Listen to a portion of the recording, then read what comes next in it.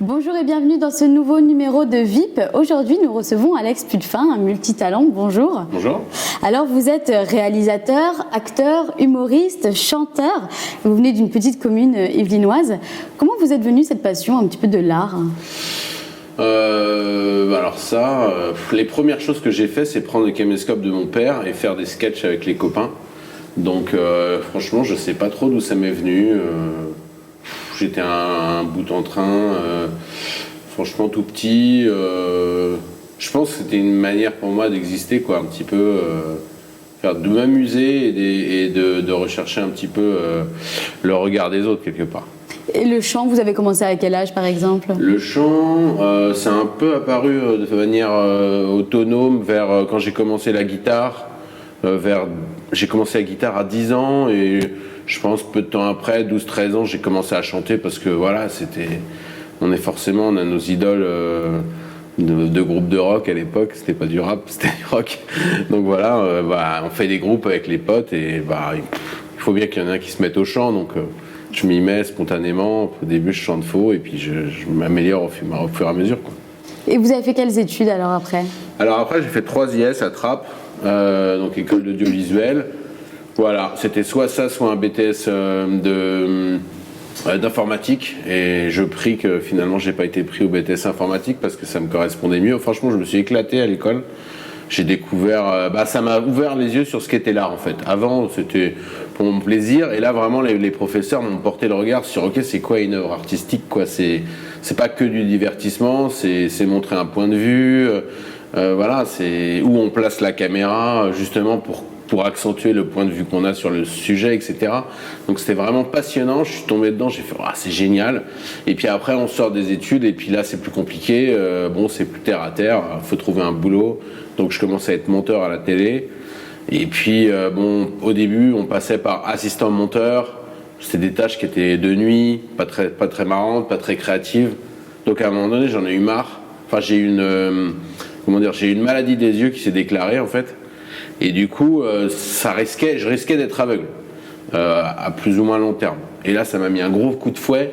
Je me suis dit, écoute, arrête ton boulot à la télé là, d'assistant monteur, où en fait, je passais pas monteur.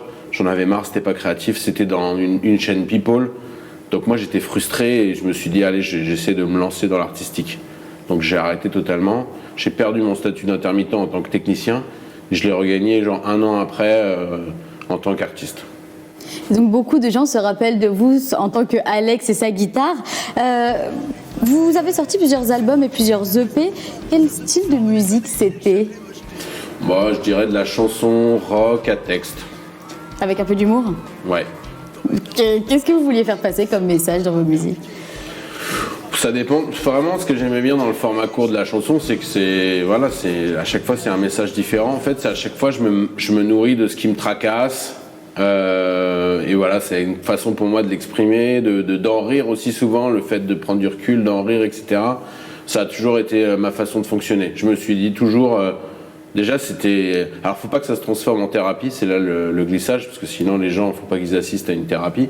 Mais en tout cas, quand on a suffisamment de recul pour parler des problèmes graves, j'ai toujours parlé de problèmes ou de sujets assez forts, assez intenses, assez lourds, mais avec légèreté, avec l'humour et tout ça, etc.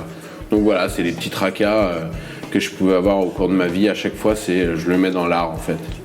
Et donc vous avez aussi un statut d'humoriste et vous avez fait plusieurs scènes, notamment avec un spectacle qui s'appelait Amour propre. Ouais. De quoi il parlait, ce spectacle ? Il parlait de s'aimer, c'est un peu mon sujet récurrent. De s'aimer, de s'apprécier comme on est. Voilà, c'était un peu ça le message de Amour propre. C'est au début un mec un peu loser qui cherche l'amour et qui cherche... En fait, au début du spectacle, je disais ça y est, j'ai trouvé l'amour, pour que les gens se fassent pas trop de soucis pour moi. Finalement, on voyait cette quête de l'amour, et à la fin, on se rend compte qu'en fait, j'ai trouvé l'amour envers moi-même. La personne que j'ai trouvée, c'est moi-même. Voilà, il y avait une chanson d'ailleurs où je parlais de la personne aimée, et j'en parlais super mal. Et donc les gens, ils avaient, il y a un côté, oh là là, c'est horrible ce qu'il dit. Et en fait, je parlais de moi, donc finalement, voilà, ça se finissait par ça. Ça, c'était la chanson Je m'aime, quoi. La boucle était bouclée, parce que je pense vraiment qu'il faut s'aimer avant d'aimer quelqu'un d'autre, quoi. Donc voilà. Et c'est difficile de réussir à s'aimer ? Ouais, c'est un travail d'une vie, ouais. Bah parce que on a un background quoi. Voilà, forcément, moi ça commence au collège, les colibets, les petits surnoms, voilà. Puis j'étais le rigolo de service. Voilà, enfin, je pense que c'est lié, l'humour est lié un peu à ça, c'est que n'ayant pas la cote auprès de la gente féminine, je pense que j'ai développé d'autres armes. J'ai fait de la magie, j'ai fait de l'humour, j'ai fait de la guitare, donc le multitalent, je pense, vient de là. C'était pas conscient, hein. Je me suis pas dit bon alors plan de bataille, comment je vais pouvoir pécho autrement, non. Non, je pense que c'est inconscient. Et au final, c'est vrai qu'aujourd'hui. Je suis plus serein avec tout ça et du coup j'ai pas forcément besoin d'être drôle tout le temps. Du coup j'aime bien aussi parler de sujets des fois sérieusement, avec plus d'émotions, etc. Parce que j'adore vraiment, voilà, moi ce qui me plaît dans les œuvres, c'est ressentir des émotions. Que ce soit le rire ou être ému, touché, etc. quoi. Et dans l'une de vos œuvres où on a beaucoup d'émotions, c'est votre web-série qui sort en ce moment. Il y a beaucoup de suspense, beaucoup de stress. Ouais. Quel est le sujet de cette série ? Le sujet, alors le premier sujet qui saute à l'œil, c'est la liberté d'expression. Je dirais plus la critique des gens, le jugement qu'on se porte les uns envers les autres. Et voilà, c'est ça. Parce que finalement, de le faire, je me suis rendu compte qu'on était libre. Finalement, dans ce pays, on l'a vu ces derniers temps, la liberté d'expression est défendue vraiment corps et âme. Mais finalement, aujourd'hui, ce qui est difficile, c'est que l'information se diffuse tellement rapidement que l'information, une blague, par exemple, peut se retrouver sous le nez de plein de gens qui n'avaient pas demandé à voir cette blague. Et eux, même de la même manière, ils peuvent réagir. Et la réaction peut se retrouver à nouveau sous le nez de tous les gens. Donc ça crée une boule de neige qui fait que avant, s'il n'y avait pas autant de diffusion comme ça, de réseaux sociaux, etc. Donc tu étais au spectacle, tu voyais une blague qui te plaisait pas, tu sortais de la salle, ou tu allais dire à tes potes, ah, ça m'a pas plu, le mec il a fait ça là. Et ça s'arrêtait là. Là maintenant, c'est suffit qu'il y en ait un qui réagisse, l'autre il est d'accord. Et nous on se retrouve avec cette avalanche de ok, je voulais faire une blague, et encore. Souvent, moi, je fais pas de blagues gratuites. Comme je vous l'ai dit, le truc, c'est toujours de parler d'un sujet qui me touche. Et donc, si je fais une blague, c'est rarement gratuit. Et souvent, là, on m'a prêté une mauvaise intention, alors qu'en fait, c'était pas du tout le sujet de ma blague. Comme avec Macron, où je me moquais de la langue de bois. Les gens pensaient que je me moquais des sourds. Avec un autre truc, je fais une blague sur ma paranoïa de choper des maladies, parce que j'ai eu justement plusieurs fois des petits problèmes de santé. Donc maintenant, je suis un peu stressé dès que j'ai quelque chose. Et là, on m'a dit, ouais, tu te moques des gens qui sont morts du coronavirus. Voilà, en fait, on nous prête des fausses intentions, mais les gens sont un peu à cran, et forcément, ils ont des informations qui leur arrivent de toutes parts, qu'ils n'ont pas demandées. Donc c'est ça la difficulté aujourd'hui, c'est en tant qu'artiste, c'est de se préparer à recevoir autant des compliments que des gens qui n'apprécient pas, parce que quand les gens ont payé une place de spectacle, ils savent un peu ils se renseignent sur ce qu'ils viennent voir. Quand ils allument leur écran, on leur propose des trucs, donc. Et après, c'est cette maladie de tout commenter aussi, de tout juger, quoi. Ce qu'il faudrait qu'on arrive je trouve, à arrêter, quoi. Et donc, du coup, cette web-série, c'est un peu tout l'objet de la web-série qui vient de sortir, qui s'appelle Seul confiné. Donc, je rappelle qu'il y a 11 épisodes de 6 minutes. Donc, vous l'avez un peu dit, mais de quoi ça parle concrètement au début Donc, au début, c'est le pitch concret. Le pitch concret, c'est un humoriste, comme par hasard, qui s'emmerde pendant le confinement et qui du coup décide de faire un concert en live pour les internautes. Il fait son concert, c'est une catastrophe le concert, parce que forcément il n'y a pas d'interaction avec le public, enfin c'est pitoyable. Et à la fin ça finit, il fait une chanson sur le coronavirus, et du coup il y a un internaute qui réagit super mal en le menaçant, en disant c'est pas drôle, machin, ça s'enflamme, et il lui dit je vais te crever. Et donc après le mec se dit putain il va peut-être venir chez moi, s'il trouve où j'habite je suis mal quoi.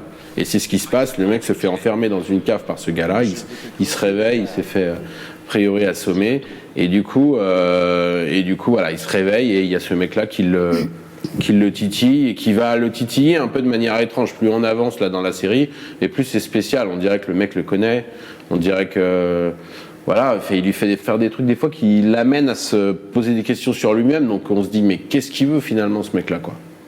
C'est un peu une introspection aussi. C'est ça, c'est ce que je disais tout à l'heure, c'est-à-dire qu'au début c'est un peu le jugement des autres et ça se transforme un peu jugement personnel de moi-même. Je suis face à moi-même, je suis tout seul, le confinement. Hein. Moi, clairement, quand j'étais en confinement, on se retrouve quand même un peu seul face à soi-même. Et du coup, introspection. Moi, en même temps, j'aime bien l'introspection. Donc, pour moi, ça fait partie du travail d'artiste. Et donc, comment vous avez réalisé cette série? Parce que vous étiez seul, 11 épisodes, 6 minutes, vous êtes l'acteur, vous êtes le réalisateur, vous êtes occupé du son, des musiques. Comment on s'en sort? On s'en sort. C'est le plus dur, c'était le tournage. Hein. Le reste, ça allait, mais le tournage, on se dit ok, premier plan. Donc déjà, j'avais bien écrit tout le scénario à l'avance. J'avais plus ou moins fait mon découpage, c'est-à-dire quels plans vont correspondre au scénario. Donc une fois qu'on a ça, on dit ok, je crois que j'avais 250 plans à tourner. Donc là, on fait. Oh là là, on a l'impression d'être en bas d'une montagne. Et allez, on y va, on grimpe. Et donc là, au début, c'est ok, je vais faire un plan, faut que je fasse un gros plan de moi qui fait ci, qui fait ça. Je pose la caméra, et là, c'est compliqué parce que la caméra, elle est trop loin. Heureusement, j'avais un moniteur. Même avec le moniteur, pour faire le point, je suis obligé de me mettre quelque chose à ma place, aller faire le point, je me remets dans le cadre. Ok, c'est bon pour l'image. Le micro, machin, puis après il y a l'éclairage aussi, donc je pose les éclairages. Une fois que tout est prêt, je commence à jouer. Et la plus grande difficulté, c'est je fais le truc et après je sais pas quoi en penser. Enfin, il y a personne qui va me dire c'est bien, attention à ce truc-là. Là on est seul face à soi-même. C'est ok, c'est bien, ça me plaît, faut se faire confiance. Et ça pour moi c'était le meilleur exercice parce que forcément en tant qu'artiste on doute beaucoup. Enfin je parle pour moi, mais et c'est ça et je pense qu'il faut pas trop douter. C'est bien de se remettre en question, mais il y a un juste milieu à trouver. Et du coup, faut se faire confiance à un moment donné, faut avancer, faut pas essayer, faut pas faire 10 000 prises par exemple. Moi, je me suis fixé la règle d'essayer de faire 3 prises maxi. Sauf si vraiment il y a un truc qui déconne. Mais en gros, parce que sinon, tu as toujours envie d'en faire. Tu te dis, je vais faire mieux. Et au montage, tu as 15 prises et tu fais, je sais même plus quoi en penser tellement il y a de prises. Et puis finalement, c'est réussi. J'espère. Moi, en tout cas, je suis content. Déjà, franchement, j'ai revu un peu avec du recul, parce que j'ai pris un peu de recul sur la série, et je suis fier du résultat quand même. Et donc, j'ai vu qu'il n'y aurait pas de deuxième saison. Quels sont les autres projets à venir? Vous avez vu ça? J'ai vu ça. C'est pas vrai? Si. Non, c'est vrai que ça se clôt. L'histoire se clôt, donc a priori, oui, pas de deuxième saison. Les projets futurs, ça sera avec une équipe, je l'espère. Enfin, voilà, j'ai déjà tourné en équipe, mais là, j'ai l'envie de partager l'acte de créer avec d'autres personnes, de m'entourer. L'idée, c'est de trouver des producteurs alors, j'ai des projets sous le bras. J'ai 2 courts-métrages. J'ai une autre série, mais là un peu différente. J'ai un long métrage aussi. Et voilà, c'est encore plus ou moins à l'état de projet. Chaque projet, j'allais dire, est encore à l'état de construction, mais c'est ce qu'il faut. De toute façon, les producteurs aiment pas qu'on arrive avec le produit fini. Ils veulent qu'on leur pitch le projet. Donc voilà, vraiment, j'espère arriver jusqu'au long métrage ou la série plus longue et être produit. Voilà, parce que j'ai encore des choses à dire, quoi. Vous viendrez nous en reparler quand ce sera fait. Avec plaisir. Merci beaucoup, Alex Putefin, d'avoir été avec nous. On peut retrouver toutes vos informations sur votre site internet www.alexputefin.fr. Et on vous souhaite le meilleur. Merci à vous. Et merci à vous d'avoir suivi cette émission. On se retrouve bientôt dans un nouveau VIP.